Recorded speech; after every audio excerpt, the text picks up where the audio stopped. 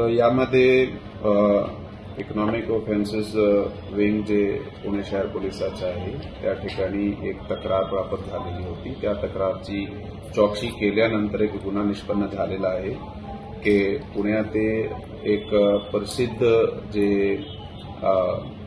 मिठाईवाले एक चितले बंधू मिठाईवाले आहे त्याच्या एक भाकरवडीच्या एक सुप्रसिद्ध ब्रँड आहे त्याची मार्केटमध्ये एक कॉपी तयार करण्यात आली होती। विशेष करून कॉपी न सांगता की एक चितले स्वीट होम नावाचा एक दुसरा स्वीट हाऊस जे आहे त्यांनी त्याची बाकरवडी तयार केली, पण त्याची बाकरवडी तयार केल्यानंतर ज्या पॅकेटमध्ये त्यांनी त्याची विक्री सुरू केली हा पाकिट तरी वेगळे प्रकारचा होता, जसा की चितले बंधू मिठाईवालेचा पाकिट आहे त्यापासून वेगळे प्रकारचा होता। परंतु त्यांनी त्याची साईडवर त्याचा कस्टमर केअर नंबर, त्याच्या मॅन्युफॅक्चरिंग डिटेल जे सर्व असतात त्यामध्ये ईमेल आयडी, वेबसाईट डिटेल्स वगैरे आहे हा चितले बंधू मिठाईवाल्याचे वापरले आहे।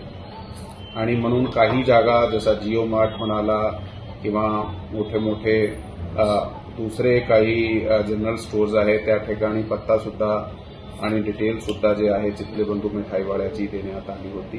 म्हणून ह्याच्यात एक नावाचा गैरवापर करून आणि मॅन्युफॅक्चरिंगच्या डिटेलचा गैरवापर करून फसवणूक जे आहे करण्यात आलेली आहे। त्या फसवणूकच्या अनुषंगाने विश्रामबाग पोलीस स्टेशन या ठिकाणी 95/2025 भारतीय न्याय संहिताची कलम 318(2), 350 आणि आयटी ऍक्टची 66(66)(d) चे अंतर्गत एक गुन्हा दाखल करण्यात आलेला आहे, ज्याचा तपास आता सुरू करण्यात आलेला आहे। सर, हा गुन्हा कुणावर दाखल करण्यात आले ते कोण? हा जे गुन्हा आहे ते चितले स्वीट होम जसा मी सांगितलेला आहे।